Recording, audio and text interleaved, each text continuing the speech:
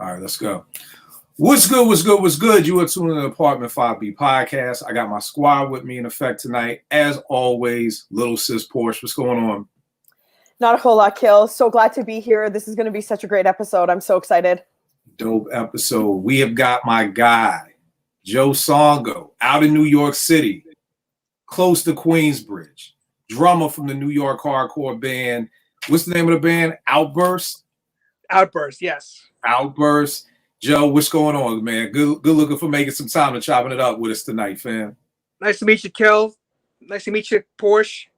What's up, Ben? Long time no see. All right, no doubt. Now, if you've been following me, if you've been watching the podcast, you know I have been talking about this book going off for at least the last 2 or 3 months. I said it's the book I've probably written in the most. I mean, I'm taking notes in it like I'm back in college. I'm a Juice Crew fanatic. Love this crew. Love the MCs in this crew. I can't tell you how much I learned from this book. I'm 47. I know a lot of shit about hip hop. It's rarely any times that I learn a whole lot more. This book right here, I learned a whole lot more. I've been co-signing to anybody who will listen. And today we are chopping it up with Ben Merlis, the author of this book. What's going on tonight, Ben? Hey, thanks so much for having me. And thanks for making the connection because yeah, no doubt. Joe's the plug on this one right here. Yeah, I'm not on Twitter. I'm not, and so this was a Twitter hookup. So I have Joe to thank for that. And I am on Instagram at Cold Chillin' Book. But yes, I'm glad you love my book. It's the only book I've written so far.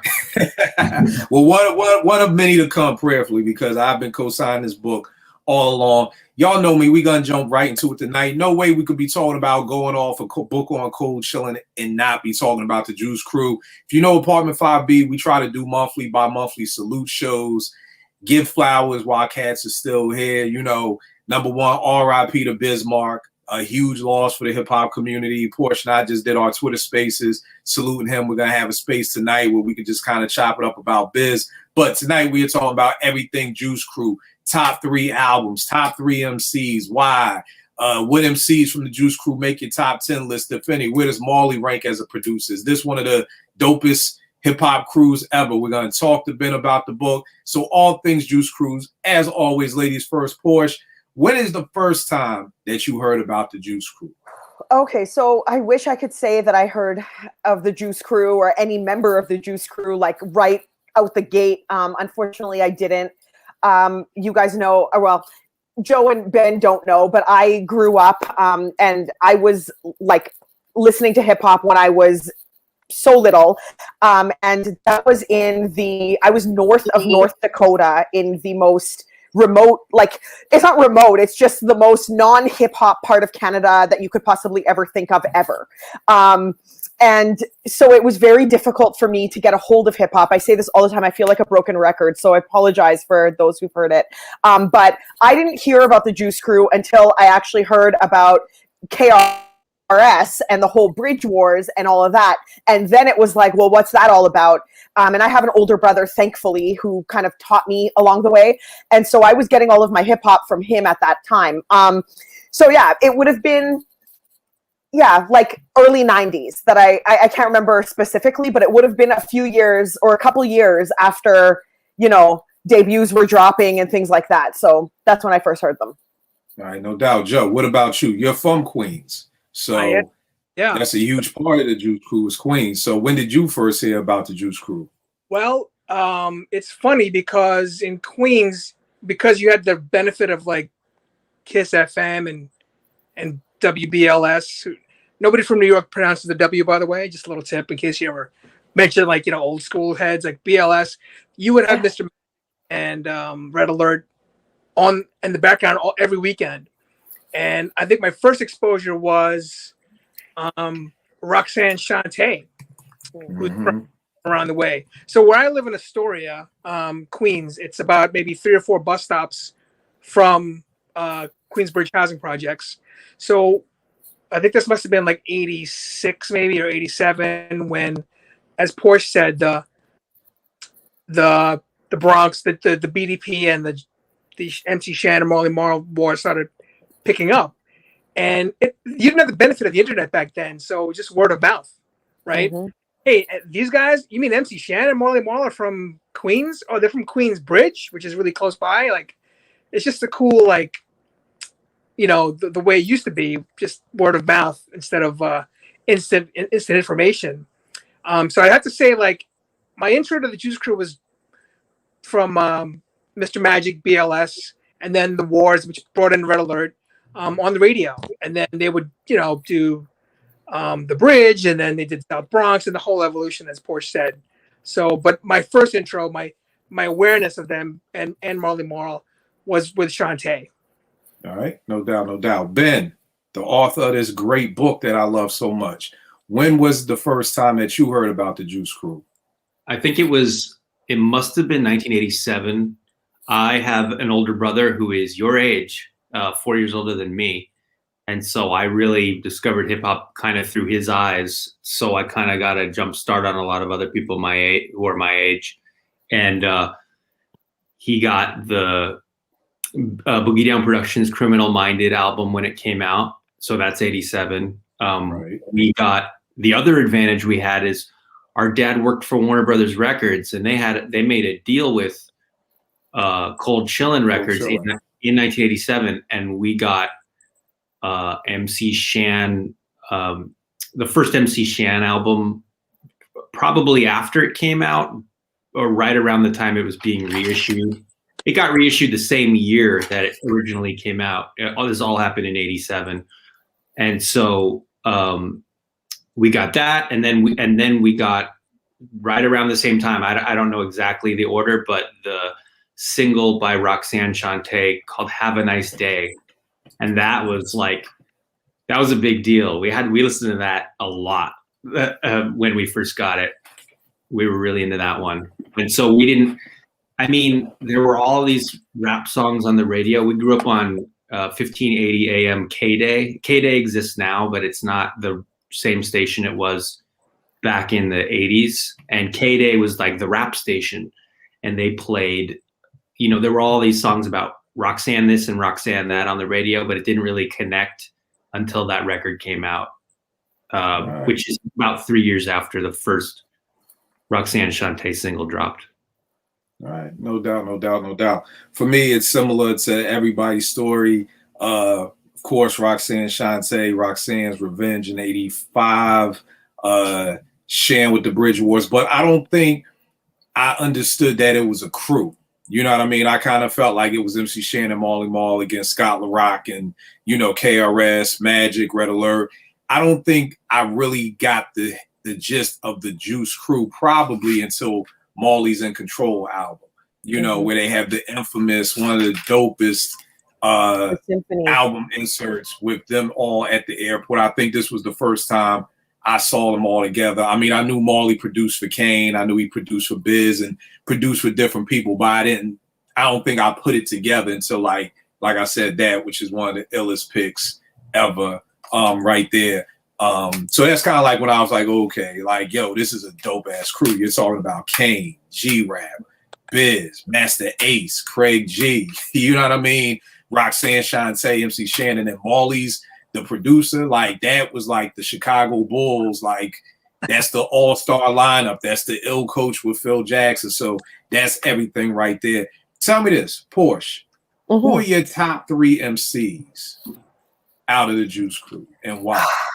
I got Master Ace, Big Daddy Kane, and Cool G Rap. And really, Master Ace, I mean, I talk about Ace pretty often. If anyone listens to me or reads my tweets, Master Ace to me is just, today I tweeted out, I'm like, I just think Master Ace was just dope all his life. Like, he's just never not been dope. I love Master Ace because I think his consistency is almost unmatched. His concept albums are top tier. I don't think anyone does concept albums and skits and interludes as well as Master Ace does. I'm huge on, I absolutely dislike skits and interludes except for when Master Ace does it. He's the only one so far. And Big's my favorite rapper, and I don't even give a pass to Big. So Master Ace. Big Daddy Kane, Kane is just one of those people. He's one of those rappers that just, I don't know what it is. He has so much charisma on record that, you know, like you just all his albums are just enjoyable. Very enjoyable to me. So I really enjoy just listening to him, delivery, flow, all of that kind of stuff. Smooth Operator is one of my favorite songs. I love it. I almost listen to that like every other morning on my way to work.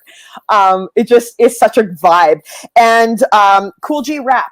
I don't like, my favorite MCs are all, G Rap is like weaved into all of their stories. Like he influenced them. He was, you know, one of the first rappers that they kind of looked up to. The storytelling, all of that. So G Rap to me, I think, is also top tier, and I really enjoy his 4, 5, 6 album.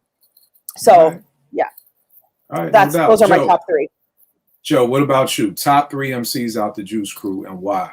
Well, spoiler alert, because Porsche took named 2. Well, I mean, I think a spoiler alert. I think we're all going to name probably the gist of the same. It just maybe in a different order of, you know, how we rank them. But so I'll just start with the one that you didn't name. You know, I love Master Ace. Ace is awesome, and if we talk about it later, there's a cut. One of my favorite songs by Ace isn't even on a Marley production. It's on a brand new Heavies record.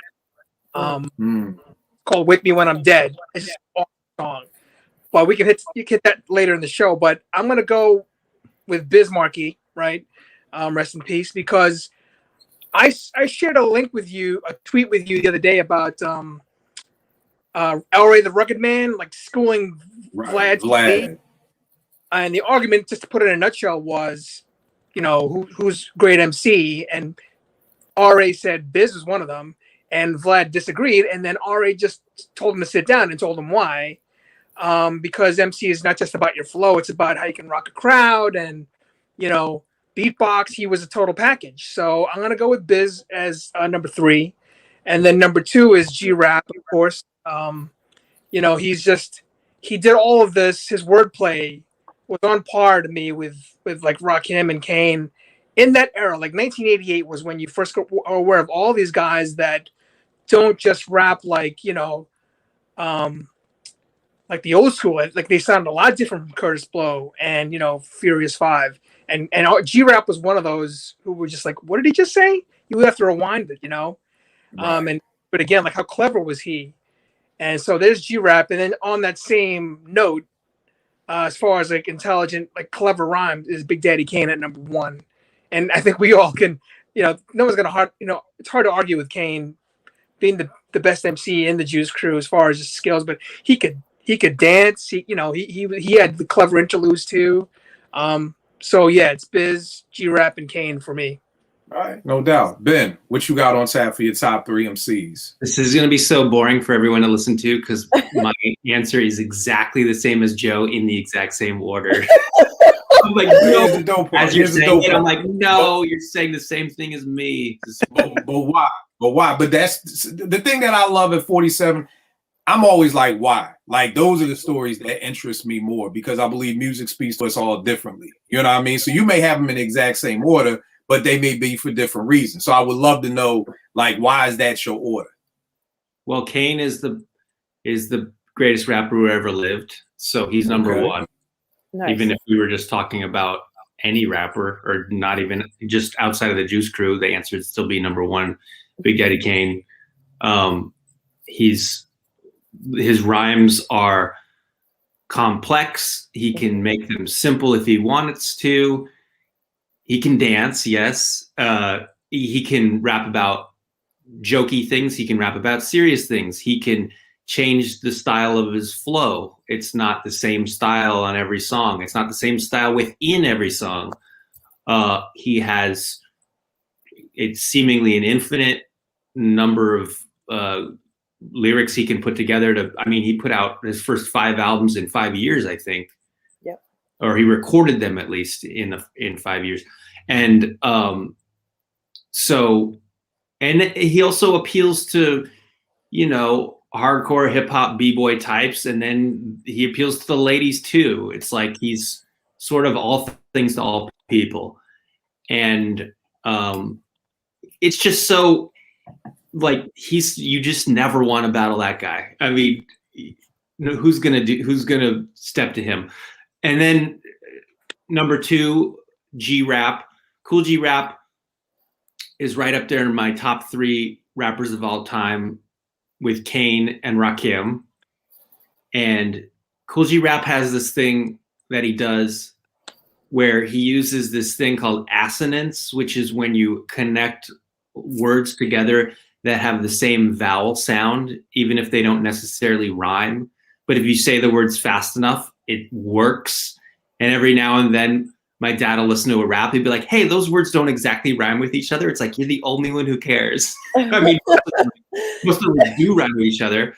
But, you know, he is really one of the first guys to rap about, for better or worse, like glorify the gangster lifestyle, you know, the gangster rap thing, which is mostly associated with the West Coast. But he had rhymes going back to 86 like that.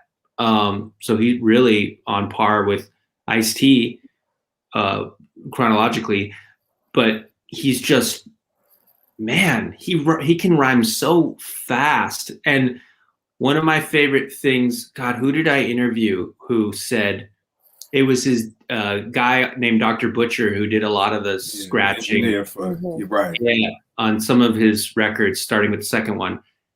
And he said, man, when after Kool G-Rap, he had this thing where they had to saw his head open because he had an infection in his brain.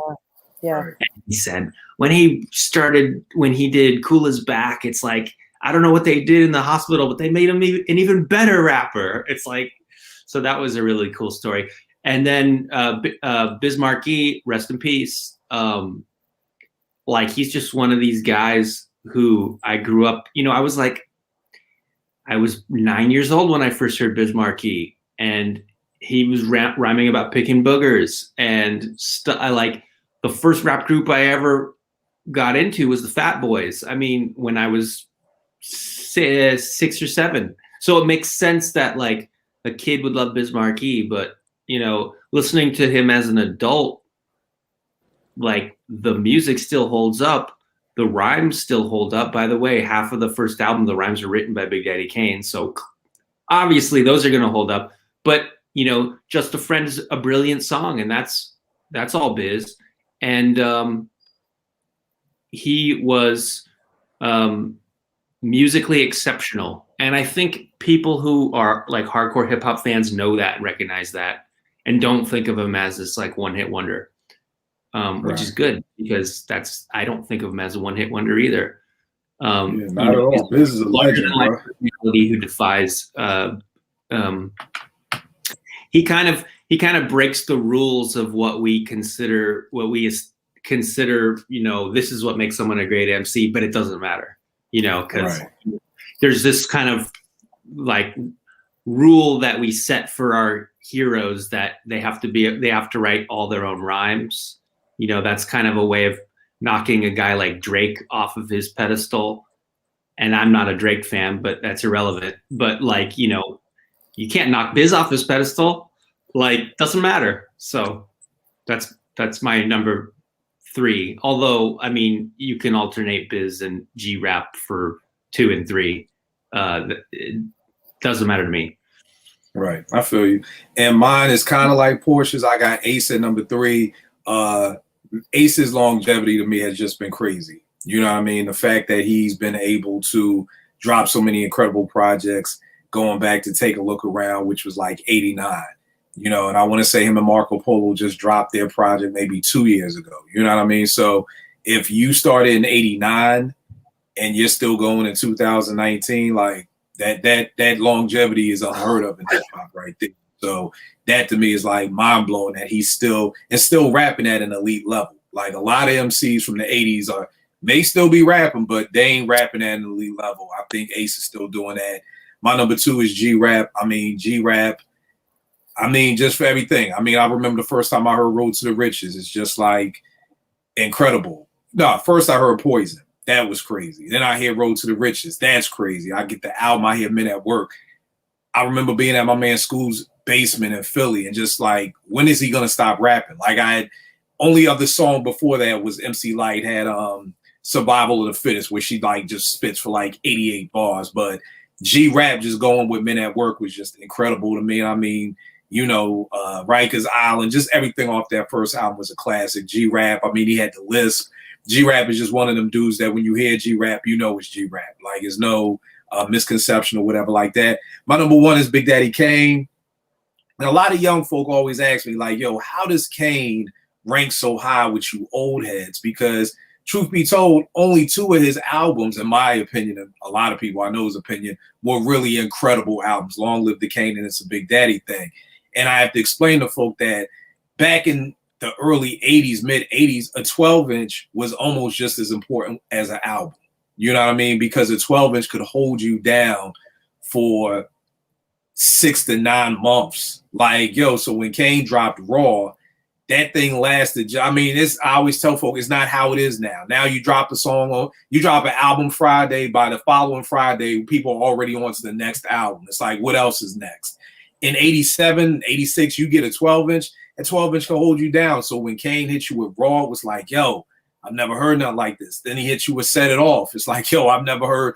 Now, I mean, Kane was rapping at such high BPMs, which are beats per minute for people who may not know, and his tempos were just incredible. So being able to rhyme as fast as Set It Off, and then, you know, he would do little things like, I can sneeze, sniffle, or cough. Even if I stutter, I'ma still come off. Like, stuff like that. Nobody was doing that. So it was just like, you know, I can remember when people heard Ain't No Half Stepping, everybody in my hood rewinding it. How you say that? The BIGDADDYKNE. Like, nobody was spelling their words out like that. So I remember being a kid and everybody wanting to be able to, you know, do that. So Kane to me is just, even if we just stop him with the 2 albums, I just feel like that was enough for me. You know what I mean? Not to mention the Lean On Me off the Lean On Me soundtrack. Then you had the B-side with the Rap for Kane.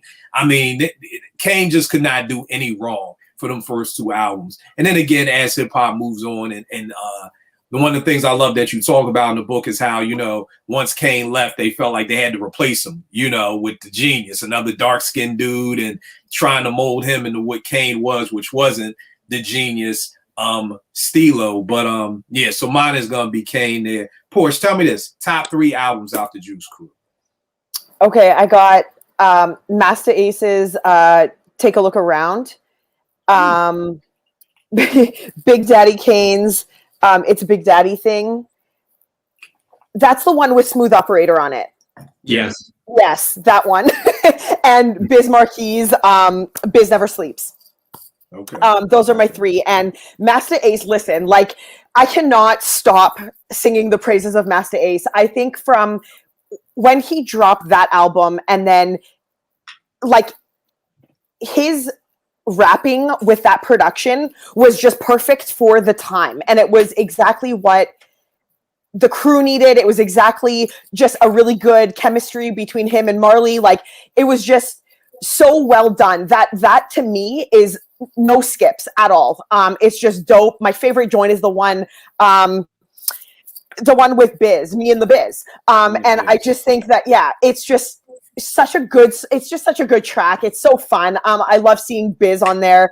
And to me, like, I do have to point out that Masta Ace is, like, I feel like he evolves with the times as well. And I think Ben touched on it towards the end of his book, that when he was talking to them, like, you know, quoting that gangster rap was kind of taking over, and things were kind of, you know, NWA and Ice-T, and there was all these, like, you know, gangster rap things going on. And I feel like, in a way, Masta Ace kind of also evolved with the times as well. Like, when you listen to Take a Look Around, and then you listen to something like Disposable Arts, like, they don't sound the same, but they still sound relevant for their time, if that makes sense. Like, I just feel like Ace was really good at that. Biz, I mean, you guys nailed it with your explanations.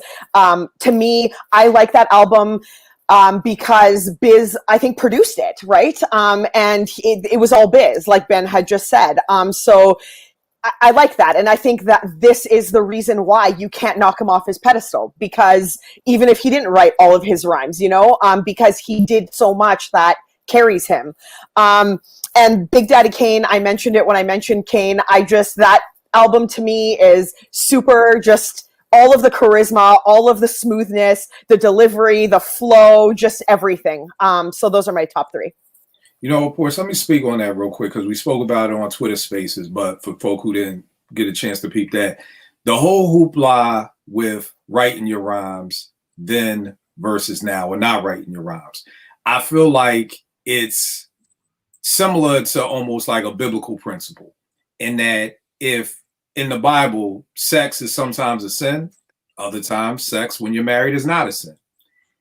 When we were growing up in hip hop, if the four of us were a crew and Joe and Porsche didn't rhyme, but me and Ben did, but we're all crew, we're all friends, we're not gonna kick Joe and Porsche out the group because they don't write their rhymes.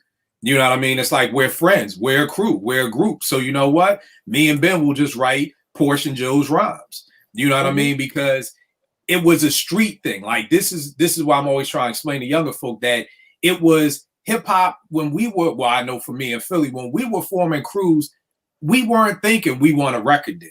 We were just thinking we want to just be the dopest crew in our neighborhood. And if we go and battle other crews and everything like that, like, you know, we'll have these routines. I always tell people, if you really want to understand hip hop, the Get Down on Netflix is a great piece that they put together. And just like with that crew, you know, Books, I think was his name, the character's name in the movie. He was the writer, but he wrote the rhymes for his whole crew. And when they would do their routines, that's what it was. It wasn't about getting a record deal. Now, when you fast forward 30 years and now you have a Drake who doesn't write his own rhymes, now that's held against you. Because a lot of my mentees and my young boys be like, Kill, I don't get it. 1 minute it's okay if Biz don't write his rhyme, but he a legend. But then you shit on Drake for not writing his rhymes. And I just break it down that simple, that when we're talking about a place of innocence, we're talking about a place of we're just friends. We hold each other down. And that would be fucked up to me. To me, that would be messed up if the four of us were best friends. We did everything together and we want to do a hip hop crew. And me and Ben said, you know what? Joe and Porsche don't write their rhymes. They got to go. That's just not how it was happening at that time for hip hop. You know what I mean? So just a little quick message on what the difference is. You know what I mean? And then as the years began to go on, things became much more lyrical. So it became very important for you to be able to write your own rhymes because that was part of it. We will talk about this when it comes up to Marley, because from Ben's book has me looking at Marley kind of suspect over here. Like, did you really produce everything? Because a lot of people are saying they brought you the records, but me being a producer, as you can see the records behind me, we're going to get really into that Marley situation. Joe, top 3 Juice Crew albums and why? Before I do, I just want to follow up on your point about the crew and your friends, because I don't know if any of you are hip to the MC Search podcast. Have you heard the one about? I've heard of it. I haven't listened to it though. Because the first season is all about Big Daddy Kane. It's like 7 or 8 episodes, and Kane narrates it himself. And he talks about in it what you just mentioned, where you just wanted to have the dopest crew in the neighborhood, and through word of mouth, and you travel to different spots to battle, and you found out, though, this guy's good. Maybe I can enlist him. And that's how Biz and Kane formed their friendship. I mean, I recommend it to anybody. It's produced by MC Search, but he does very little talking. It's all about Kane, and Search narrates it, but it touches on what you had said about crews. But back to the top 3 albums, I'm gonna go In Control as number 3 because it's just based on the fact that it's got the symphony on it. You didn't really have too many posse cuts back in 1988. That's probably one of the granddaddies of all posse cuts. But other than that, you had tracks by Master Ace and Craig G. Heavy D was on there. Shan, Shantae. It was a nice representation of, like you had said earlier, for people who didn't know what a Juice Crew was. You picked up that record and you saw the back cover and you saw the symphony video. You played both sides. You're like, wow, these guys are all like, a crew, the Juice Crew, right? So that's my number 3. Number 2 would be Going Off by Biz Markie, just because it's kind of sentimental for me because I'm in a Biz kind of mood lately, because of his passing last week. But I just was listening to you the other day when he passed, and it's just track after track. If it's not funny, it's like dope. If you're not dancing to it, you're laughing. And, if of course, Kane's writing on it helps. Like, like, man, that's pretty clever. But just Biz had to still deliver it in his own way. So that to me is quintessential Biz. Like the part about if you notice in Picking Boogers, Kane gets it twice. He gets it on the basketball, and he gets it in his spaghetti.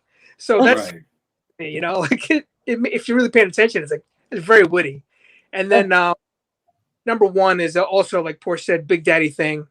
Of course, you had Smooth Operator and you had I Get the Job Done, but there's so many other like deep cuts in there that made you say, like, man, this dude is for real. Like his crew with Mr. C and with the videos with Scoop and Scrap, like he was on the top of his game with that. There's a track on there called Another Victory, where in one verse he's talking about how he can't catch a cab. And then he switches it off to the next verse. It's like, instead of beefing, like, instead of doing like this feuding, I have peace with, and he names all these groups like Stetsasonic, EPMD, Public Enemy. That's like I know people were shouting people out before, but that was one of and he made it all flow in like, one breath. So he covered a lot of territory. That's one of my favorite tracks on that record. And also like funny ones like Pimp It Ain't Easy, right?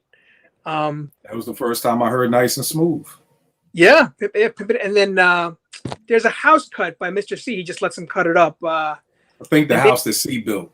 Yes, yeah. So you really had a cornucopia of different styles that Kane brought you with that record. Right. So that's my number one. All right, no doubt. Ben, what you got for your top 3 albums out the Juice Crew? I'm gonna do it Joe style and go 3, 2, 1. All right. To build the suspense. So for number 3, I have Kool G Rap and DJ Polo, Road to the Riches. And the thing about Kool G Rap and DJ Polo is they have 3 albums and they're all just about equally great. So if anyone wants to pick the second or third album, it's like no hate there. I mean, they're all so great. But I picked this one because it has Men at Work on it, and it's just like just unbelievable, like you talked about earlier, Kel. And then for number 2, I have Biz Markie Going Off. When this came out, I guess we got it a little bit before it came out, but it's just every song is classic on it. Just about every song is classic. I'd have to look at the track list again, but if it's not 100%, it's pretty close to it. And, you have Marley working with Biz, working with Kane, and a little bit of TJ Swan sprinkled in there, and Cool V. So you have, this kind of dream team, hip hop dream team in a way, working on this record together. And I kind of wish there was a little bit more Biz rapping with Kane, with Marley producing. If they had done more of that, if there were like, there's the Rhymin' with Biz song with, it's Kane and Biz trading off. Like, man, what if those guys were like an actual rap group and they did like entire albums together? It would have been amazing. And then my number 1 is Big Daddy Kane, Long Live the Kane, the first Kane album. I like it a little bit more than the second one. It's got, Ain't No Half Steppin's my favorite rap song ever. So it's got that on it.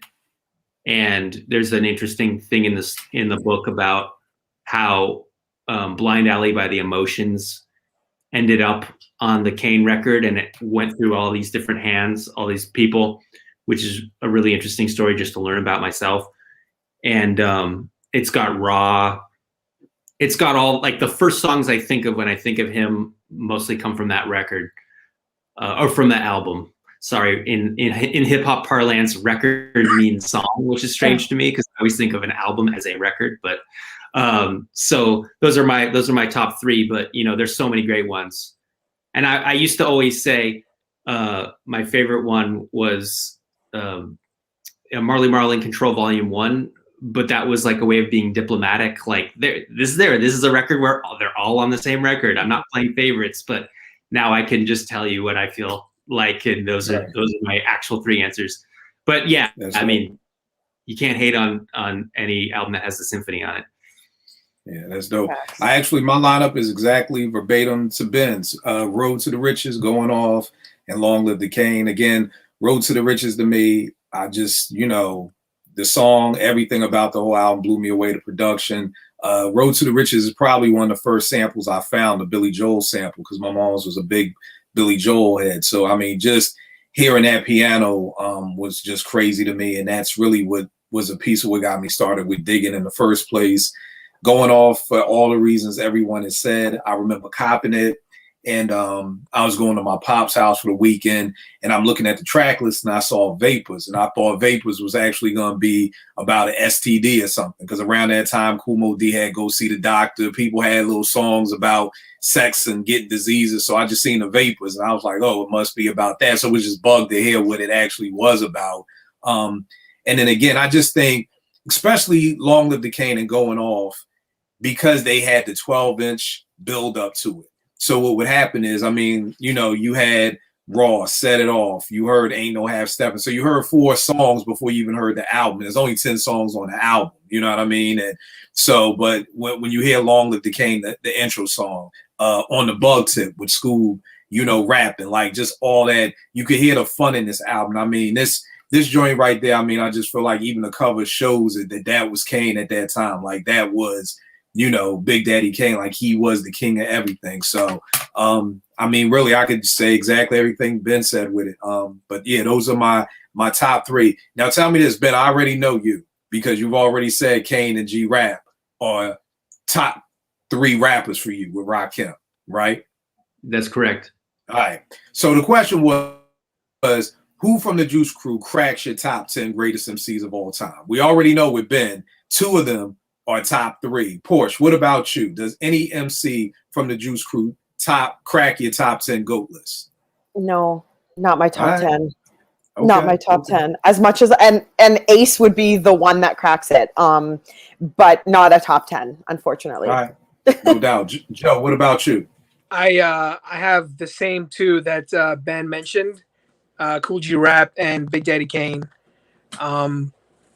They don't need any introduction for fans of their music, but I think something you said earlier about like why folks why Kane rates so high, and you could make the same argument for Kool G Rap.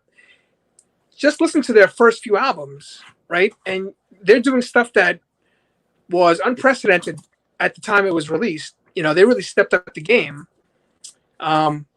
So, and of course there was the late 80s and the 90s, the whole decade of the 90s and 2000s where you had people like Eminem show up and Big, Jay-Z. But I think it's a testament to be from like the mid to late 80s and still make someone's top 10 in 2021. Right. Yeah. I mean, to me, it's a piece of this. It's showing you what you've submitted for the culture. You know what I mean? And I've got the same too. I've got Kane coming in at my number 6 spot and G-Rap at my number 9 spot. And I think the saying is, were you outside at that time? And if you were outside at that time, you understand why it's so amazing what both Kane and G-Rap did.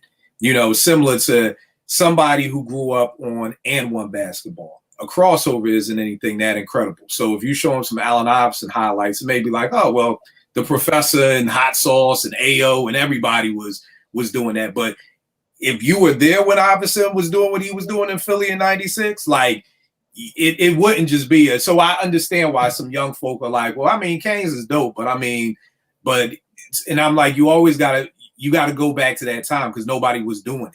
You know what I'm saying? And that's such an important piece of the puzzle that you were pioneering this, that you pioneered this, like it's almost like I'm telling people like, yo, imagine the first time you seen somebody pull up with a Beamer. Like you probably lost your damn mind because you had never seen a Beamer before.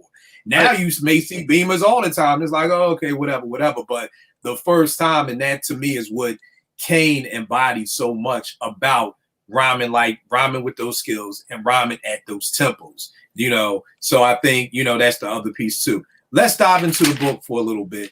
Ben, what made you want to do a book on the Juice Crew? There's a million MCs, there's a million groups, there's a million people who you could have chosen to do a book on. Why do you pick the Juice Crew? Well, before I answer that, I'm glad you keep bringing up tempos with Kane, because also in 1987, I discovered punk music, and that's the other huge, big love of my life. And, you know, it's a very fast form of music, and that's part of the appeal. And it's interesting that I'm getting into all these punk bands like Sex Pistols and the Ramones at the same time I'm getting into all this fast rapping, and like Public Enemy had really fast tempos for their time, and that was another favorite. That's my favorite rap group ever, actually. So, and then I'm sure Joe can relate. He's a punk drummer, so and he puts a little hip hop flavor in his beats, which is a big New York thing, which makes sense because hip hop is a big New York thing. Right. But going back to your question, Kill, about why I decided to write this book. Like my favorite era of hip hop is the second half of the 80s, like with 88 being the absolute peak of hip hop. And so I think that the Juice Crew story, it's an interesting one. You have all these characters intertwining with each other. You have one of the greatest producers ever. You have several of the greatest rappers ever all working together. You have all these firsts. You have like the first diss record. You have, you know, the first guy to really going hard on sampling. You have, you know, Kane and G-Rap changing the way people rap. You have even Rakim plays a little bit of a part of it because Marley produced his first single. And then you have this huge Bridge War thing. So you have all these sort of phenomena happening all within the context of this one story.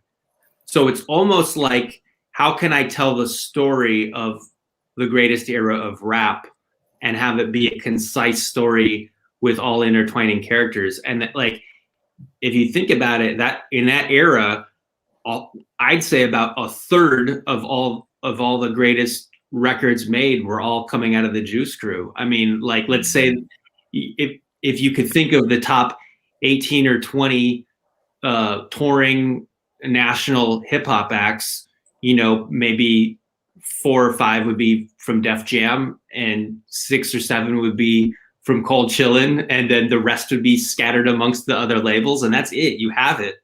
And so it was a good way of telling a concise story about the greatest era of rap with all these really interesting characters who are all very different from each other. Like, you're not going to put on a record, you're not going to put on Marley Control Volume 1 and hear Roxanne Shante and be like, who's rapping? Is that Biz? Is that Kane? Like, their voices are all completely different from each other. There's no overlap. There's no redundancy. You have other crews where it's like, these voices almost sound interchangeable with each other sometimes. And so you don't have that at all. And so it just seemed like, and plus there were already 2 books about Def Jam, and there hadn't been a book about Cold Chillin'. And I thought, wow, how is there not already a book about this amazing record label with this amazing crew? I've got to write this. Nice. So kind of like wanting something to exist in the world that doesn't already exist, and then going about and doing it yourself. And there it is. It exists now, which is a big punk rock yourself. Yeah, why? Yeah. No. Now tell me this. What was the most challenging thing about writing this book? Like, what was the thing that just gave you that, like maybe it was an interview, maybe you couldn't get in touch with somebody, but what was the most challenging part about putting this book together? That was it. It was getting people on the phone. You know, some people I was never able to get on the phone. Some people took 6 months to get on the phone. And it's like, you know, I have to write the book at some point. So I'm just thinking maybe this isn't going to happen. And then sometimes, you know, some people pulled through at the last minute. Some I was never able to get a hold of. Some people who I didn't even intend on interviewing, I interviewed, and I'm like, boy, I'm glad I got a hold of that person.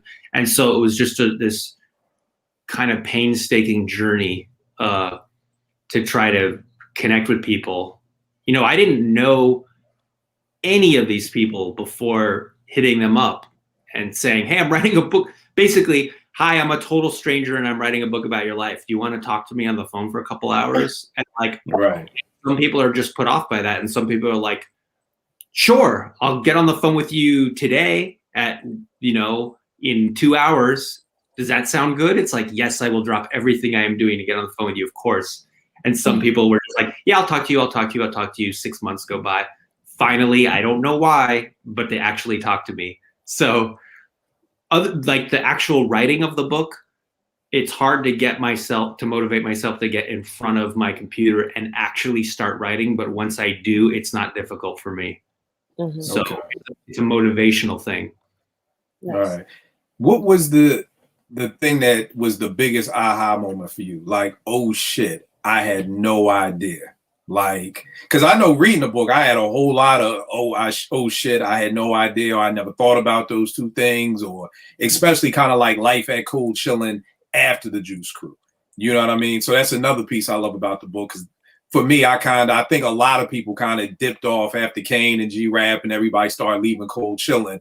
It was kind of like you kind of forgot about it, and your book helped me to remember, like, nah, we still had Diamond Shell, we still had Granddaddy IU, we still had The Genius and things like that. So what was that like, oh shit moment for you? Like, I had no idea.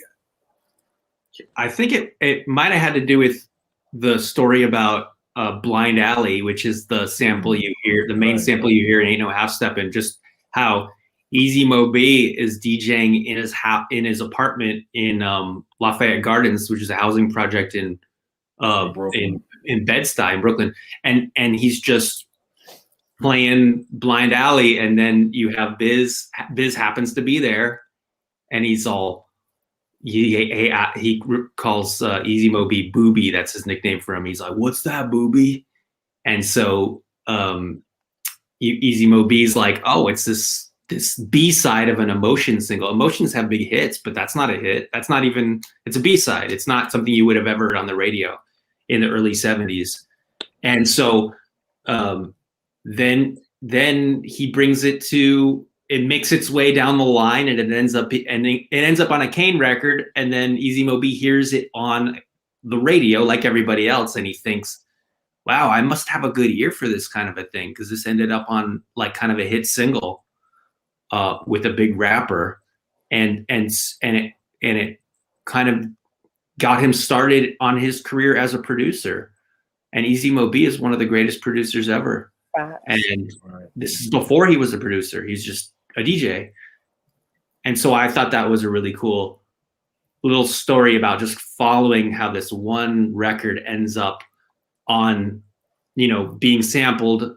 And then of course it gets sampled dozens of times after that, because the cat is out of the bag. It's on a rap record.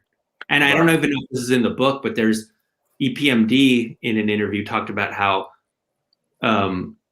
Biz Markie had like a shop, like a grocery bag with either a tape or some records in it, and he goes, "Yo, put this on, rap over this song," and he's trying to get them to rap over Blind Alley, and they're like, "No, like our first single's already been recorded, like we're good." And then it ends up on a Kane record. So there's so many different characters who it gets cycled through. That's dope. Now let them know, where can they get the book at if they want to buy it? Because I actually have purchased this book for folk. You know what I mean? That's how much everybody watching. I co-sign. One of my people was like, "Yo, I gotta get that book, OG. I just gotta wait till I get paid." I was like, "Fuck it, I'll buy it for you. Just get the book. Like, just get the book." I'm always sending folk to Amazon. Where's the best place for them to cop the book from? It's on Amazon. I used to sell copies of it. I don't even have any left myself. I think there's a website. Oh man, I'm trying to find it. There's like a really good website. Okay, I have it. I'm just making sure that they still carry it. Yes, it's called bookshop.org, and it's an alternative to Amazon. And I think there's like, the way it works is like a portion of their sales support bookstores when you buy on their website. And so, yes, they do have it. I'm on the site right now, bookshop.org, and just type in Going Off or type in my name, Ben Merlis, or whatever. It'll show up. Right, and it looks like it's at this moment in time, $22.07. at bookshop. 7 cents is always. People always throw me off when it's some ill number like that, like $22.07.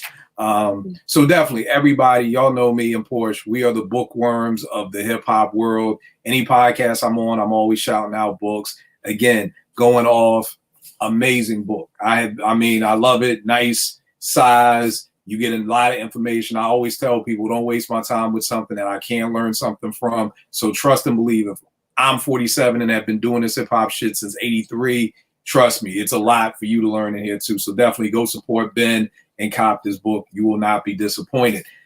Talking about somebody you couldn't get in contact, bro. Marley.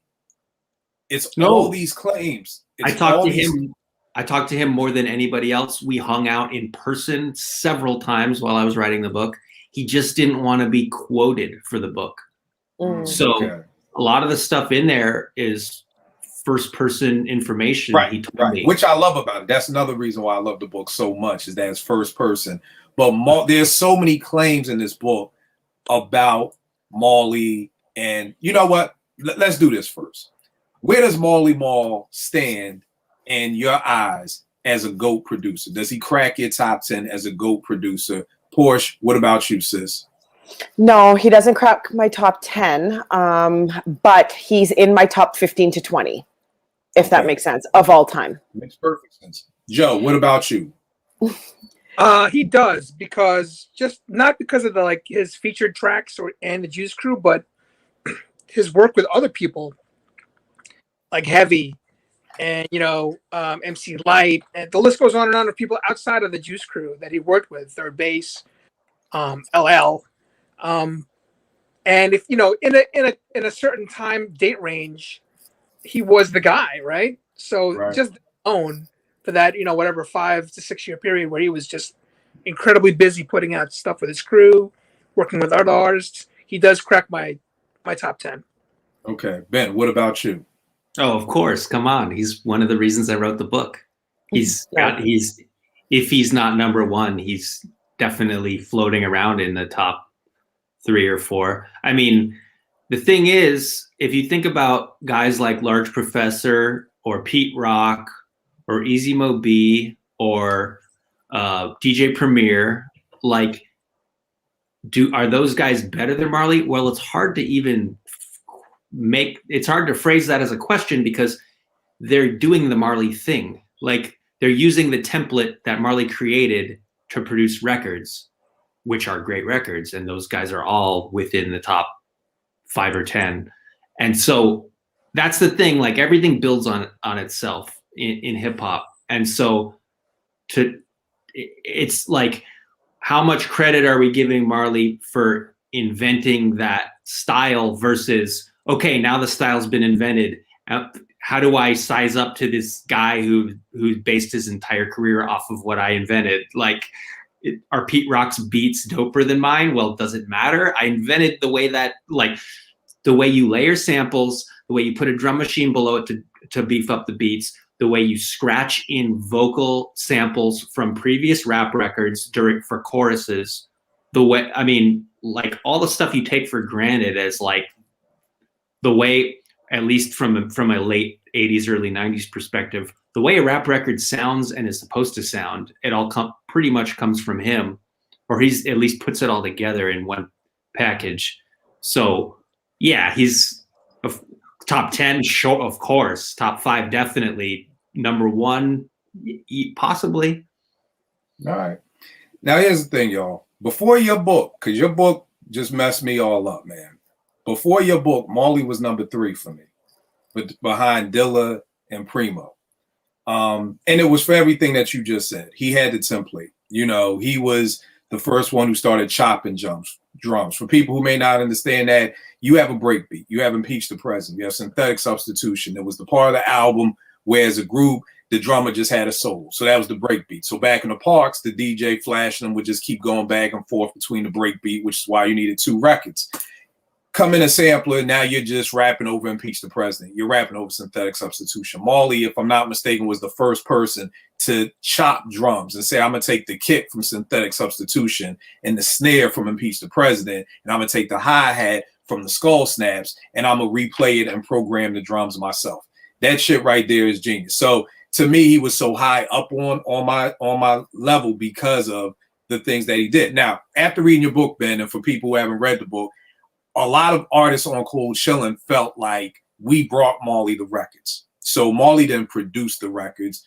We produced the records. You know, he just engineered it. It's another thing that's like with writing rhymes, you don't write your rhymes then versus you write your rhymes now.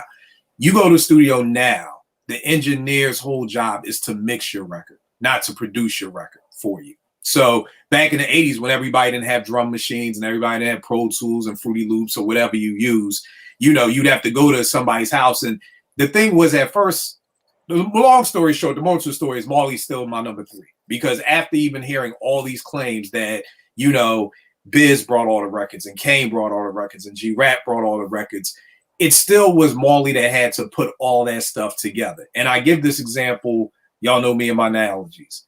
Porsche, you are an excellent cook. When we have our apartment 5B meetup, you are the cook, okay? I go to the store and I buy all the ingredients and I bring them to you and you cook it. When all of us are eating, who are people going to thank for making this food? Me or you? Okay. I mean, I guess I'm a weird person to ask because they will thank me because I cooked it, but I would thank you for bringing the ingredients right then and there. So I'm just that way. I know production doesn't work that way. Someone's not going to get credit. No, that's dope. That's dope that you would show me love. But the average person, I don't care if I went to 8 supermarkets to get all the stuff for grandma's sweet potato pie. It would be me because I put it together. Yeah. Right. Ain't nobody thanking me for going to 5 different grocery stores in Philly while everybody was sold out of sweet potatoes. They gonna thank Auntie May or whoever, grandma. That's who you gonna thank for putting it all together. So I've always believed, and Diamond D used to do this. He used to give co-production credit, not money, but you would get co-production credit. If you look at Stunts, Blunts, and Hip Hop, do the liner notes, you will see co-production. If you see co-production, that means you brought Diamond the record because you brought a piece of the ingredient to this pie.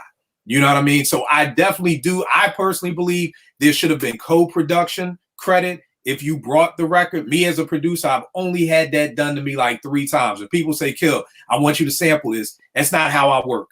The music has to speak to me. There's been plenty of times people come over here with samples like, Kill, use this. I can't. What do you mean you can't? I don't know what to do with that shit because it ain't speaking to me. I'm a different type of producer, so I can't do that. And the 3 times people have brought me a record that did speak to me, I've always said you get co-production credit based off of you bringing me the record. But again, I tell folk all the time, it's all about how you were raised. The same way. We're talking with 4 different individuals. We were probably raised 4 different ways, maybe. Nothing wrong with the way Joe was raised or Porsche was raised, or it's just how you were raised. That's how I was raised on hip hop. So I do think that, you know, Kane and them, if they brought all the records and they just said, hey, hook this up, it's more than just hooking something up. That's all I'm trying to get people to understand, that to hook something up is not just as easy, because I've had people say, Kill, mix this on top of this. That shit don't go. It doesn't go. Like, it goes in your mind. I'm sure we've all thought something like, hey, I'm going to write this book, or I'm going to write this script, or I'm going to do something. And it fits perfect in your head. And then you try to do it and you're like, it don't work right. It just isn't there. So the engineer back then deserves co-production credit. And I hear the same thing from Eric B. Marley didn't produce My Melody or Eric B's President. You know, we did, or whatever. Again, I think it's a co-production thing. So that's just my gist on when people talk about, you know, Marley didn't do anything, nobody brought the records. And then it goes back to what Joe was saying, what he did for Mama Said Knock You Out. Like, LL was dead in the water. He literally brought LL back from the dead and won a Grammy while doing it. You know what I mean? And that all started with the Jingle Baby remix that Marley did off the Walking with a Panther album that had LL dead in the water. So Marley, even to this day, with all the accusation of records, he's still my number 3. I just want to break that down because I always want this to be a learning opportunity for people watching to learn, and kind of producers, we speak a whole different language. So I just want to bring you in and help folk understand who are producers, the way we think, the way we look at things, because the records are important. The record is the winning lottery ticket. I mean, if RZA gets the Come Clean sample before, you know, Primo finds it and he uses it first, I don't know. Does that edge, you know, Primo out from being one of the greatest? Porsche, you love Troy. What if Pete didn't do Troy? What if Large Professor kept that record? You know, does Pete still hold the same. I know some people. I've met people who say if you take Troy off of Pete's record, he slides far. I don't think Oh Pete man, slides that God, goddamn let's far. get those people here. I'm gonna have to have a I debate. know, but I'm just saying that for some people, it's like that's their song. You know what I mean? And I love Pete Rock because of Troy. So I'm just saying, even through all that, Marley is still my number 3. I think he's one of the greatest producers he did. And like Ben said, he literally made the template that the rest of us do. I always tell people I don't think I would have been that smart. And a lot of these things were mistakes. Like, let's just keep it a buck. I don't know if I think Marley probably accidentally did something. It was like, oh shit, I can do that? Okay, cool. Well, let me keep trying to find out how to do it. Pete Rock, the same thing. I give a lot of credit to Pete Rock. He was the first to filter bass lines. He said he was at Eddie F's house, was messing around with the S950, made a bass line, and it was like, yo, let's roll with that. And we all see through the 90s, everybody was filtering their bass lines. Everybody from the beat miners, the Skeed, and everybody in between was doing that. So that is why Marley is there with that's so important to me. Tell me this, Ben, were you about to say something? Because I see you on the mic like you were about to say something. I was gonna say Marley is actually an early bassline filter guy for the first Master Ace album. I want to say it was Easy Mo B who told me that. Okay. But the thing about Troy is that if you listen to the original song that the saxophone line comes from, he picks like it's basically a sax solo, and he's picking a tiny piece of that, and then he decides I'm gonna loop that, and that'll be the hook. And what are the chances anyone else would have picked the exact same part of that song and been like, that's the hook? Like, he had to hear it through this entire solo. And so that's part of the brilliance of Pete Rock. And that's why someone else using that same record wouldn't have come up that exactly that way. Well, I also think that, like, just on that note, I know you said, Marley's the template. How could you compare or put all these other producers?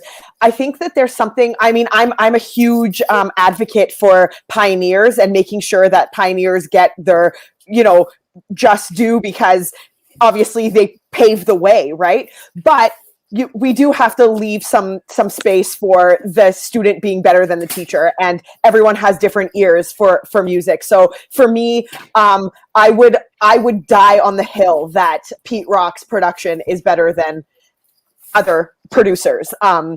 Just off of the way, I mean, we've been on so many shows where we've talked about the intricacies of Pete Rock being able to save, like, I don't know, what was it, kill like 12 recordings off of like 8 buttons, and he was able to like do all of this stuff. The SP has 10 seconds, so it was like always a genius move of how the hell did Pete, do this? You know what I mean? And again, everybody's right. At the end of the day, Marley, Pete, I don't think you could go wrong with either or. It's just, like Poor said, for me, being a producer, it's just, for me, the template is more important, because without Marley, I don't know if Pete, Primo, and the rest of them are able to do what they do.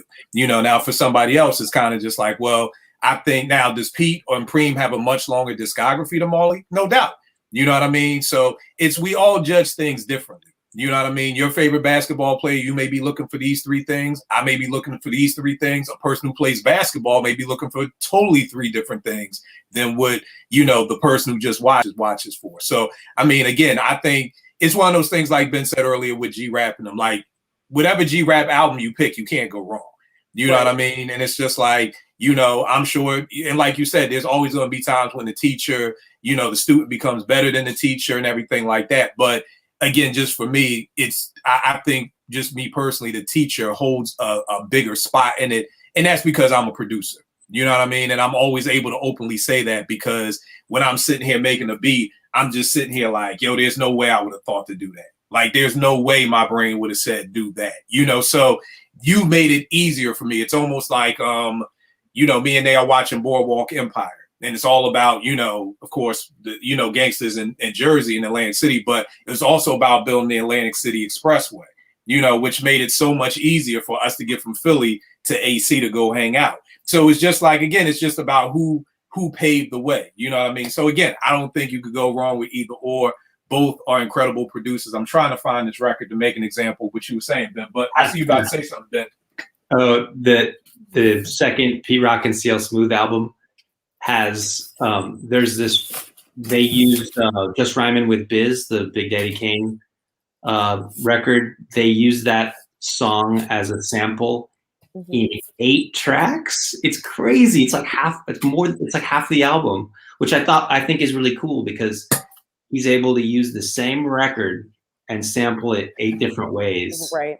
and have it still sound fresh. Right. Now, here's the thing for somebody who's watching. This is a great example of record. This Libby Sif record right here. You know, I got this right here is Jay-Z Streets is Watching, produced by Ski Beats. It is also Beat Nuts Forever, produced by the Beat Nuts. It is also Hi, My Name Is for Eminem, produced by Dre, all off the same song. Not the same album, the same song. So just a testament to what Ben was saying about, like, for Pete to, even if somebody else had the Tom Scott record, which is somewhere around here, but even if somebody else had that, it doesn't necessarily mean that they would have heard. And this is what I mean by music speaks to us all differently, especially even as a producer, you know, because I remember the Beat Miners telling a story about this Les McCann's joint, which I want to say was right here. This joint right here. This is the 10 Crack Commandments. And for everybody watching, this ain't no sample snitching. This ain't none of that shit. So don't hit me in the inbox with stop snitching. Everybody knows these joints by now. This is 10 Crack Commandments. The Beat Miners was saying how they had this record for years and never thought to use that part. And then they hear the 10 Crack Commandments and it's like, fuck, Primo did it again. So again, just a testament to what Ben is saying. Just because somebody may have had the Tom Scott Tomorrow record doesn't mean you're going to use it the exact same way Pete did. Tell me this. What is your slept on album out to Juice Crew? The album that nobody ever talks about on the timeline, nobody ever brings up. What is your slept on album out of the Juice Crew? This looks like a Job for It by Big Daddy Kane. It's his 5th album. And when it came out, it didn't do well. And Kane has talked about this in multiple interviews, including in my book, about how it was the style of rhyming was more like an 88 style, like a faster rhyming. And it came out in 93 when it was all about, you know, smoking weed and rhyming slow and behind the beat. And so, but, you know, 1988 was a million years ago. 1993 was a million years ago. It doesn't really matter at this point. It's just a great record. So I understand why it didn't work when it came out, but in hindsight, it's a great album. If you like the first Kane album, I can't imagine you wouldn't also like the 5th one. All right, no doubt. Porsche, what you got? You guys already know it's going to be Master Ace. Take a look around. I never hear people talk about it. I barely hear people. I mean, here's the thing about Hip Hop Nation is when you mention Master Ace, everyone loves him and everyone has nothing but dope things to say about him. But nobody ever talks about them like on their own. So for me, I just think, and somebody actually hit me up today, like, when are we going to have a Twitter space about Master Ace being slept on and all his albums being slept on, especially Disposable? I'm going to say it's the one with Off Cold Chillin'. Like, take a look around. I never hear anyone talk about it ever. And it's a very, very dope album. It's an hour. I think it's just over an hour long. I'm telling you, no skips. I can listen to Ace forever. He's just that dope and he's that consistent. He really doesn't, I don't know. He just doesn't ever drop the ball. I can't say that about many MCs, but Ace just knocks it out of the park every time. So yeah, take a look around. Master Ace. Were you a fan of the Master Ace Incorporated stuff too? Yeah, I would say. Because that was a departure from, like, you know, his usual style. Yeah, it was. But I think that Master Ace does a really good job of changing that. If he switches, like if he's going to change his style, he does it well. For me, I don't know. Maybe it's just, I don't know what it is about Master Ace that I just love so much. Disposable Arts is one of my favorite albums. So Take a Look Around is not far behind. So yeah. All right, no doubt. Joe, what's your slept on Juice Crew album?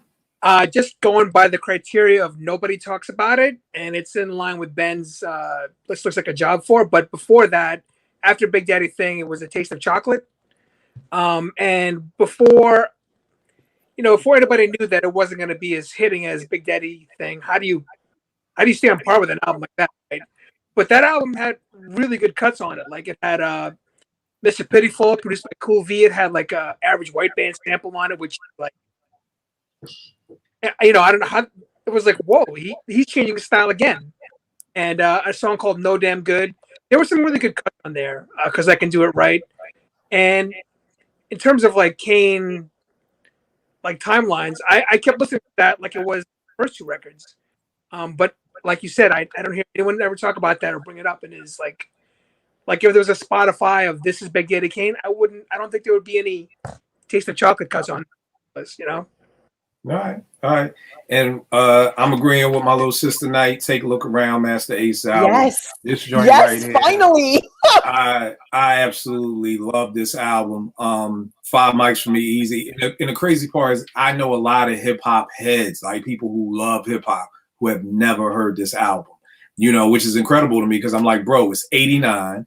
It's Marley. This is Marley coming right off of Long Live the Kane. This is Marley coming off of Going Off. This is Marley coming off of G-Rap's Road to the Riches. So the beats are crazy. Ace, you already know Ace is a monster just from what he did on the Symphony, then on In Control. Me and the Biz, that shit was everywhere. So, I mean, I just still never understand to this day, like, why people never heard this album. I'm 100% with Porsche. No skips on this. Love this album to death. 5 Mic classic to me. Slept on MC out the Juice Crew that nobody talks about. Porsche, who's your slept on MC? Honestly, I feel like I would say Roxanne Shante, and I would say that because I don't know. I mean, I'm one of them. I'm one of those people. Like, I don't talk about Roxanne Shante, although when Roxanne came out on Netflix, I watched it that same exact day it dropped. Like, I'm all about it. But I don't ever, like, I am exactly who we're talking about right now.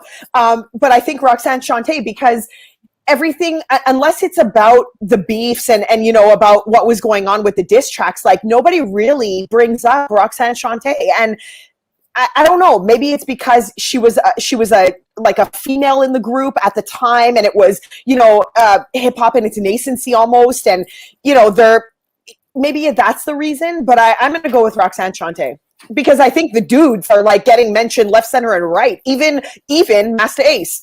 If we're gonna, I can't say Master Ace is more slept on than her. So Roxanne Shante for me.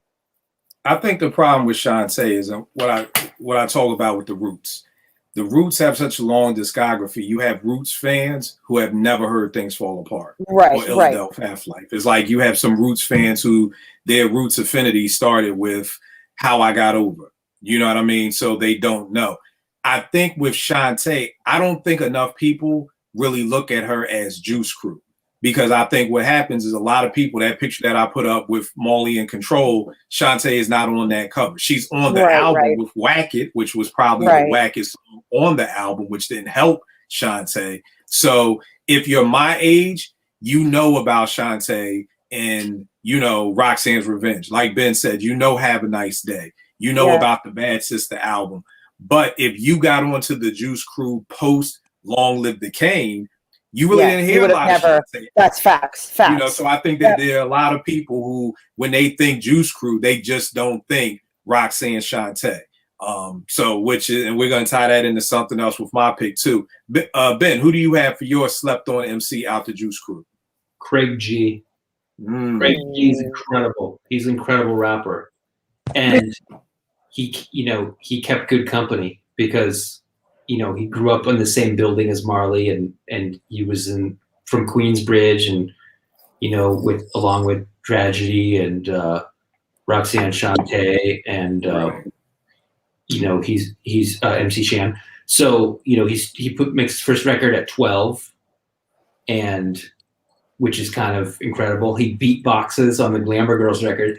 And then he puts out his first album. Well, he's also on In Control, and he does Drop in Science, which I loved as a kid. No idea Craig G's 15 years old when he makes this record. We think he's another rapper who's probably 19, 20. And then I think what kind of fucks it up is his first album has too much hip house on it. Yeah, exactly. Hip house was a big thing for about 1 year. which was 1989 going into 90. And then by the time the record comes out, Craig G doesn't even look like hip house anymore. His second album is really good. It's called That's More Like It. And Marley produced that, a lot of that. And that's a good record.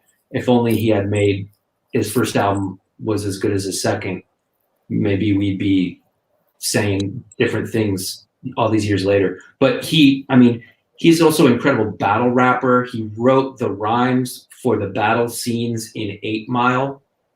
Oh, nice. The rhymes that Eminem is not saying. Eminem wrote his own rhymes, but the people he's rapping against, Craig G wrote those rhymes. That's pretty cool.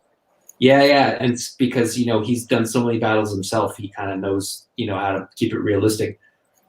If only he had more. He's a great rapper. If only he had more great albums under his belt, maybe he wouldn't be so low rated. Yeah. I think you hit the nail on the head with Craig, that the Kingpin album, because I was waiting for that, because Dropping Science, especially the remix to Dropping Science, was just bananas to me. So when the Kingpin came out, and like you said, hip hop house was a thing, but nobody was really doing hip hop house albums. Like most rappers just had that one hip hop house song.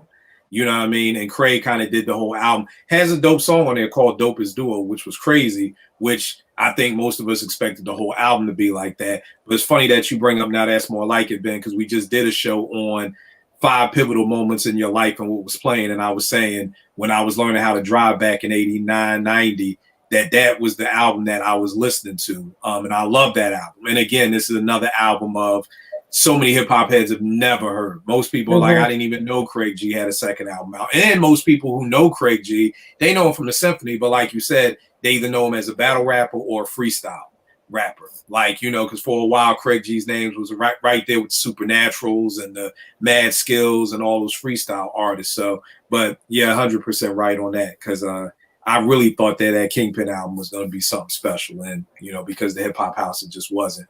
Joe, who do you have for your Slept On MC out the Juice Crew? Well, Ben just, stole my thunder, because I was going to say Craig G. I'm still going to say Craig G. And for everything he said, but I just want this podcast to record that there's some love for Duck Alert, which was on In Control.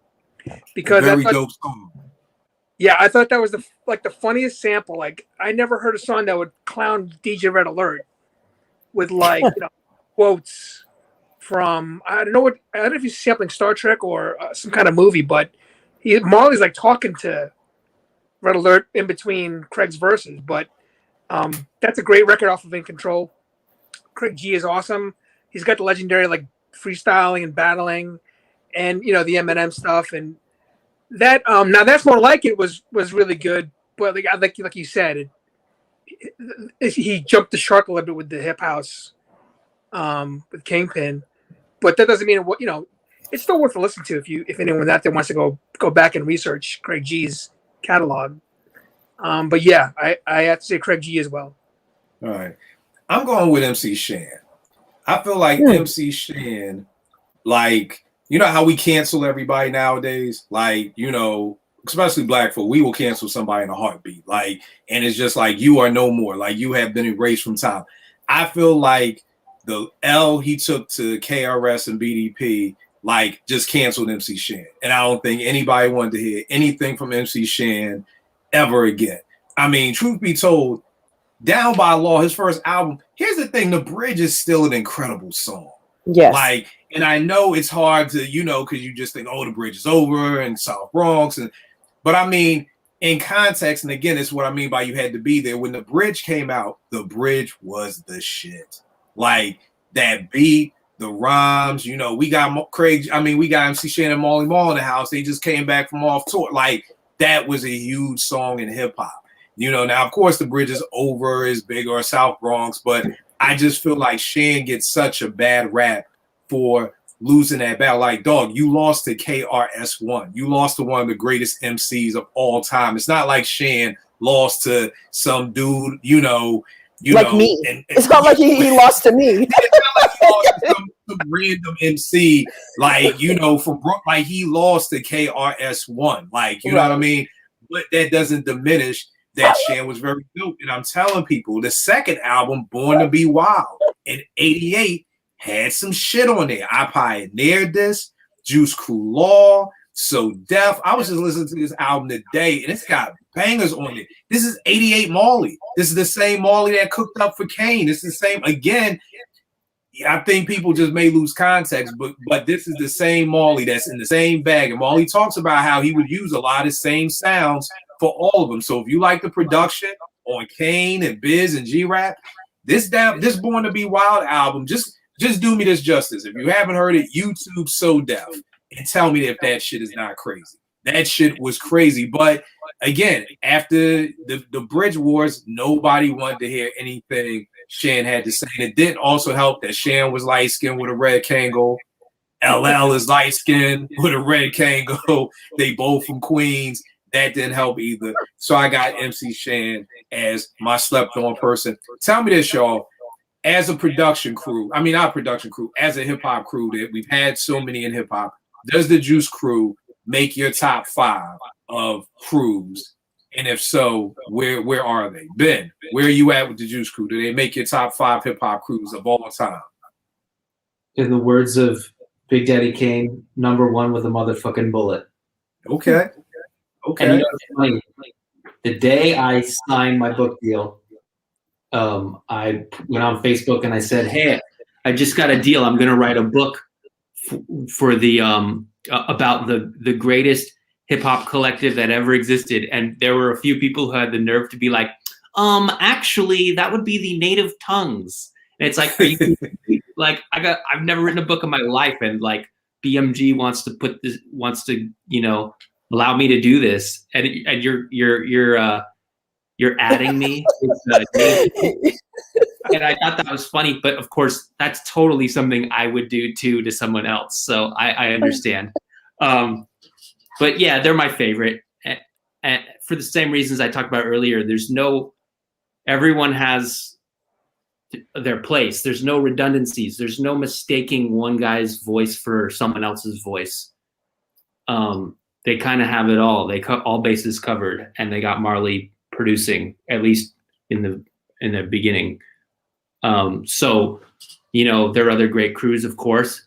Flavor Unit is another great one.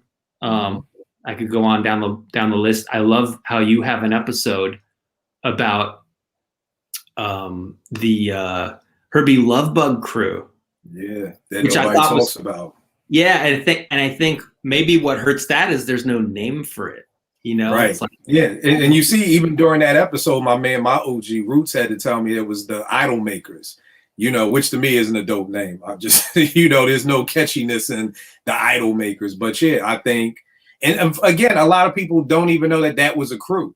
You know what I mean? I think that's also the problem with the Herbie Lovebug crew, that, people may know Kim playing Salt and Pepper and Kwame ran together, but then they don't know about Dana Dane, Sweet Tea, and Antoinette. So, but yeah, it's been a lot of dope crews. Porsche, what about you? Juice Crew does crack my top 3. And yeah, I mean, it's hard to just dismiss the level of talent that is like just weaved within that crew. Marley is obviously, I mean, the template, he's no joke. Like, they have a powerhouse producer. They've got these top tier MCs. Like, it's just, I would question someone who wouldn't have the Juice Crew in their top 5 or top 3 even. So yes, it's in my top 3. doubt. Joe, what about you, good brother? Yeah, top 3 easily. If top 5 is your line, I would even say top 3. And when you were talking about the Native Tongues, like, and you put it in a nerdy voice, Native Tongues was dope too. Like, Nerdy voice. because I don't know, it sort of felt like, like it was like a person or from someone from the 90s who like didn't know about the Juice Crew maybe, or who would just like automatically put like Wu-Tang or G Unit, and nothing wrong with that, but I think the Juice Crew, just based on like Porsche and Ben said, the Marley Marl kind of like as the Phil Jackson, and you had G-Rap and Kane as like the Jordan Pippen, just that talent level was nothing that wasn't seen in the crew back in like 1986, 87, 88. So based on like just planting a flag at like this is a crew. You know, I didn't even mention Bismarcky. I just forgot. But look at that assembly of rappers, you know, and Marley Marl like at the helm. Like that was just easily makes my top 3 crew. Nice. All right. For me, it gets a little iffy. They make my top 5 either which way. But while doing all this stuff for the show, I started thinking, is it really the Juice Crew if Marley didn't produce it? Yeah. So even because it's kind of like if RZA, when people were like, "Oh, it's a Wu-Tang reunion," I'm like, "Is RZA producing?" No, I'm like, then it's not a Wu-Tang reunion for me. You know, it's Right. that's part of Wu-Tang. Like RZA has to be producing for it to be a Wu-Tang reunion for me. The Juice Crew, either which way, they make it. If we're only talking about Marley producing, they're probably 4 or 5. If we're Right. talking just everybody out the crew, then they're probably number 1. You know what I mean? But that would kind of be my little, you know, asterisk that it's like if we're talking just Juice Crew, because now we're only talking everybody's first album. We're not talking it's a Big Daddy thing. We're not talking about the second and third G-Rap. We're not talking about any Biz albums. We're literally just talking about the first Ace, the first Kane, which is still dope enough to crack my top 5. So either which way they make my top 5, but for me, if we're only saying Juice Crew is being produced by Marley Marl, then they will probably slide down a little bit more to the left. Biz. One thing I loved, we've all shown Biz love on the show for various things, different topics. Tell me this, Porsche. What did Bismarck mean for you? Like, what is one of your favorite Biz memories? Yeah, I mean, we talked about this on Twitter Spaces. Love talking about it. I mean, I talk about it forever, but for me, it's Biz's unique approach to everything he did, and he always, I feel like whether it was his rapping, the subject matter in which he rapped with, which we know is kind of like it could be serious, it could be jokey, it could be funny, or it could be like, you know, there's just a lot of personality there. And I think Biz, like one of my favorite things about Biz is no matter what he did, he always did it in a way that set himself apart from everybody else. And he did it with such focus and diligence that he almost perfected it, you know. That the beatboxing is one of my favorite things that Biz ever did. And then of course, like just his passion for collecting and digging and you know, all of that. So for me, like Biz is just the epitome of a artist, a creative, and somebody who just exudes the love of music in general. And he did that all throughout his life. He did that with everything that he did. And even in interviews, like even when he was talking, that passion and that love was always conveyed. And that's my favorite thing about Biz, is just the personality, the fun, and then all of the sort of the more serious stuff that he still was able to convey in a very, like, I want to say in like a approachable way. Like it was never, you know, it was never like standoffish or anything. He was just such a warm person, it seemed like. So yeah. That's dope. Ben, what about you? What are some of your favorite? What does Biz mean to you?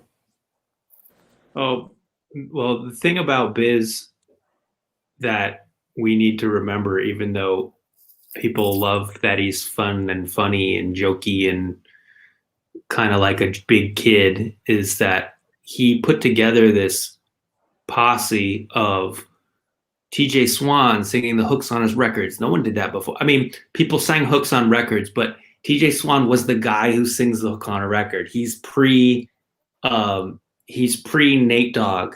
He's pre T-Pain, you know. Mm-hmm.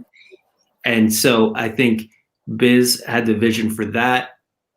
Cool V as his DJ, his cousin, and then bringing Big Daddy Kane in the fold, being a rhyming partner with Big Daddy Kane. If you listen to, this is on, you probably find it on YouTube, but if you have the CD version of Make the Music with Your Mouth Biz, there are live bonus tracks of Kane and Biz singing X-rated Christmas rhymes live to an audience, and they are so friggin' funny.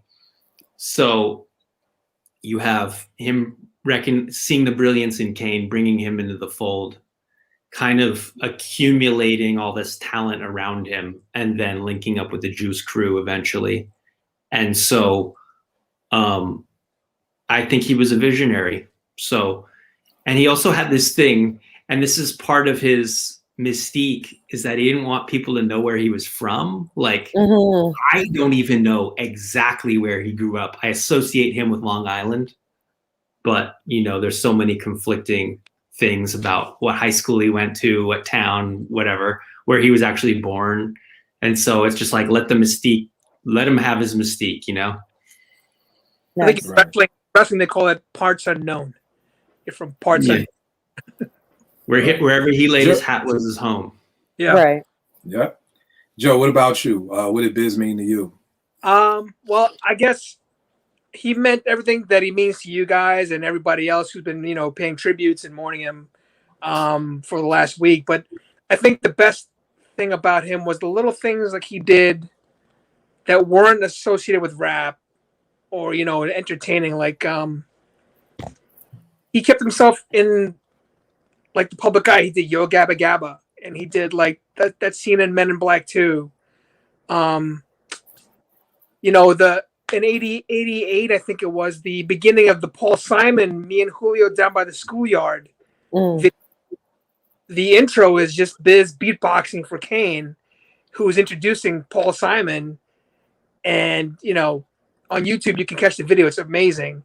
Spud Webb and Nicky Mantle are also in the video. But it's Biz and Kane in a park just introducing a Paul Simon video. Like, it was not the most hip-hop thing to do, which was so great about it. It's like, let me step outside the comfort zone and mess some people's heads up. I'll mess some Paul Simon fans' heads up.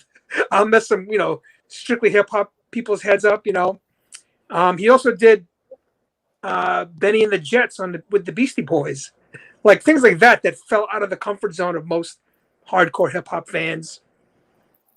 He wasn't afraid to do stuff like that, so I admired him for that.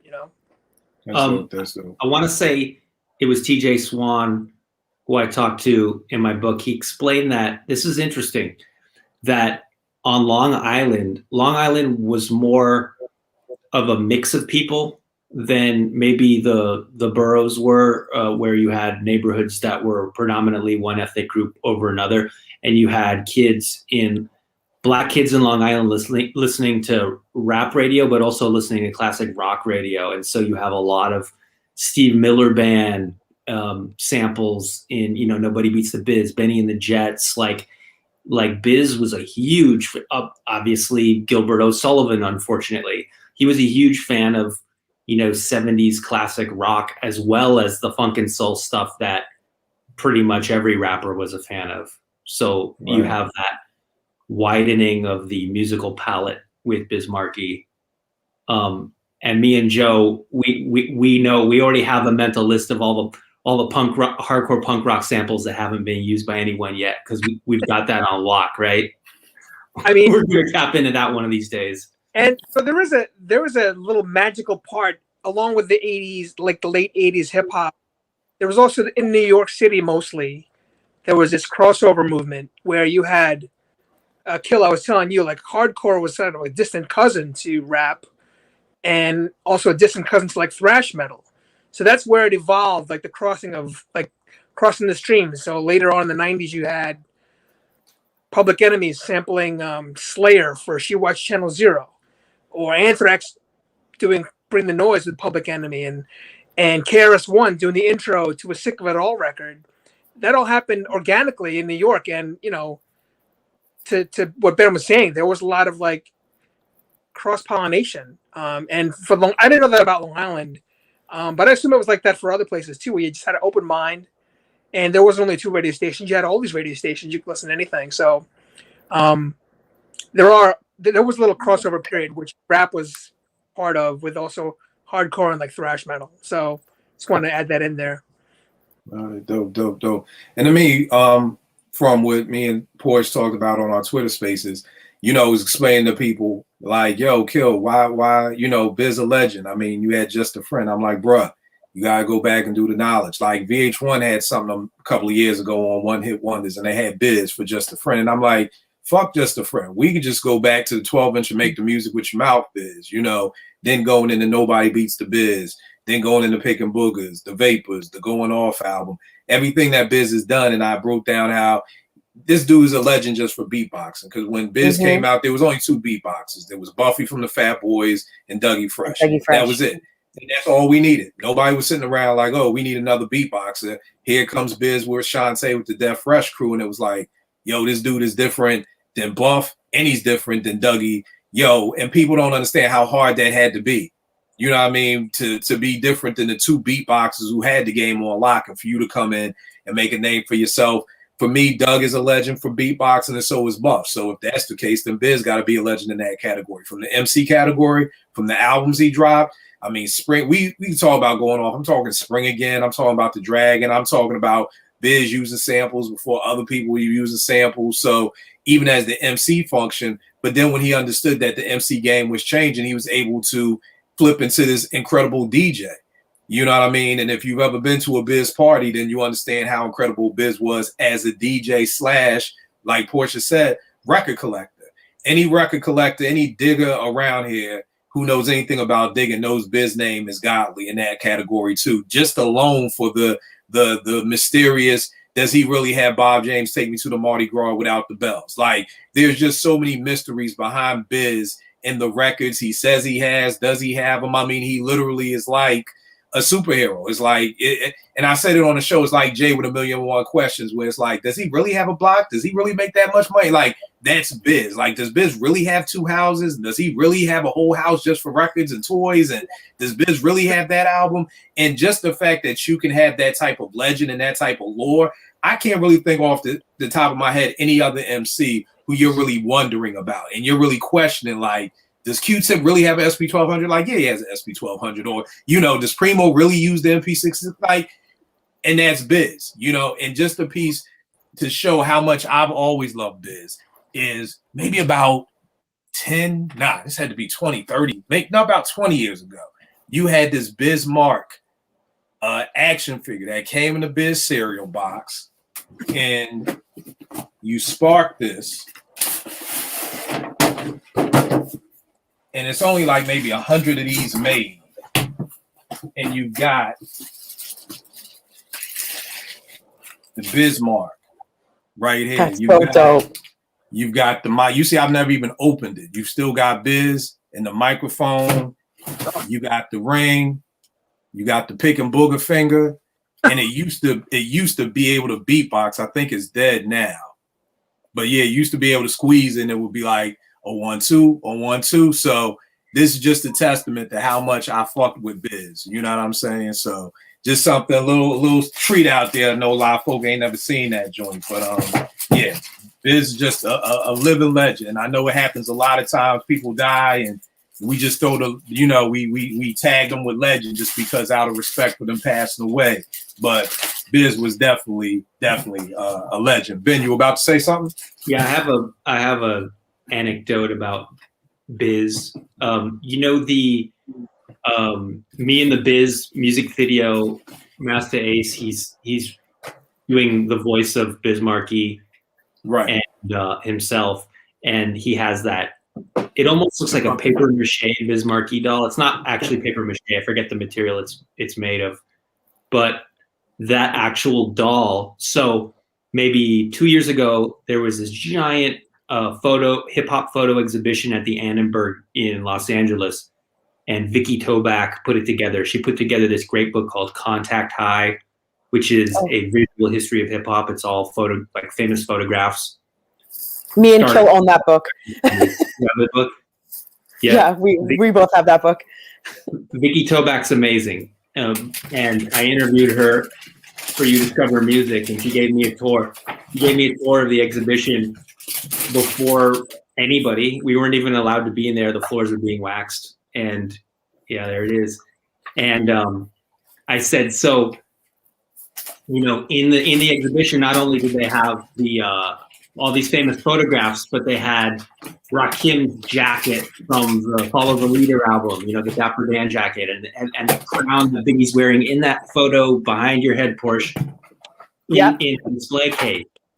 And so I said, are you going to have the Biz doll here? And she said, we were going to It's in New York. We were going to fly it out here to LA and buy a plane ticket for it and put it in, strap it into the seatbelt with the guy who's going to come out here with it. But the thing is disintegrating. So it's, Ooh. yeah, whatever material it was made of, it's disintegrating. It's not, it's gonna Oh, they can't keep it. They can't, No, it's not. they can't restore it. They should restore it somehow. Damn. Yeah, but I just thought, That's crazy. I picture that Biz doll with his own airplane's window. Yeah, no kidding. That would be dope. That would be dope. Well, look, y'all, dope show about the Juice Crew. Yeah, I mean, definitely one of my peoples on the timeline was like, yo, OG, I don't really know a lot about the Juice Crew. I'm ashamed to say that. I'm like, yo, ain't never no shame in not knowing. The shame is when you don't do the knowledge. So prayerfully, this show will help folk who don't know a lot about the Juice Crew. Ben, talk about the, oh, I'm sorry. What's up, Joe? I was gonna say, I don't know if you were closing right now, but I didn't want the podcast to end without two things. While we were on the biz, one of the songs I was listening to, just to retro, was off of Kool G Rap's second album called Erase Racism. And it's basically just G Rap and Kane doing the verses and Biz like bringing it all together, like doing the intro, the middle part, and outro. And I just thought it was kind of poignant that at the end of this song, he's like, I'd like to say hello to all the nationalities and, let's all get together and stop racism. Let's just stop that. And that was 1990. So in this day and age, it's funny to think like if things have been bad, it was bad back then. And the Juice Crew was speaking about it on whoever's stoop that was in the video. But that's a good Juice Crew song. And then for Portia, I just want to know, because she's just a Masta Ace fan. Brand New Heavies, the album is called Brand New Heavy Rhyme Experience. And there's a song called Wake Me When I'm Dead. It doesn't get a lot of play, but it's one of my favorite Masta Ace songs. It's it's a live band playing, and he's rapping over the live band. He's got his great line, you're so busy staring and daring kids to shoot you. According to the Jetsons, there's no blacks in the future. When I first heard that, I'm like, man, it's still with me to this day. That must have been like 1992, that album. But that's my Masta Ace contribution, because I didn't want it to go on a Juice Crew show without mentioning that either. Thank you. I appreciate that, Joe. I'll call you later and send you the link. And I know I haven't talked about Masta Ace at all, barely in this podcast, but he's my favorite guy. Like, if I got one thing out of making this book, it's meeting him and making friends with Masta Ace. He's just a great guy. I can't say enough about him and his resilience. And he has MS, and he's had it for like 21 years, and he's just the most prolific guy. Puts out records, tours Europe all the time, like just pushing on. And he's like, now he's really into like long distance bicycling. He's totally like, I know there shouldn't be role models, but he's kind of like a role model for life, I think. Nice. That's dope. Yeah. That's dope. That's dope. That's so dope, Ben. I appreciate y'all, Ben. Let them know where they can get the book at again, where they can follow you at, where they can get at you, everything. Going off. Cop this, y'all, ASAP. Like Fife said, not now, but right now. Haha. So bookshop.org, I would recommend looking there. I mean, I know they have it for sale. That's a good alternative to Amazon. Amazon probably still has it too.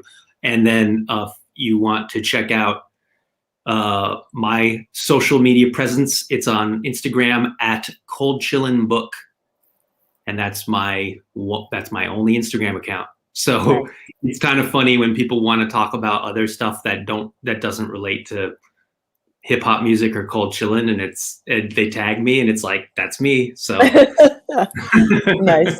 All right, tell me this, bro. What's up next? You got something second? You got an idea coming, or top secret? I'm writing a story for Trust Records. Has this new punk rock reissue label that just started, and they're doing a magazine. And I'm writing an article right now about the convergence of hip hop music and punk music in the early 80s. And this is around the same time as the Beastie Boys, and completely separate from the band's Youth Brigade and 7 Seconds both have punk records that have rapping in them.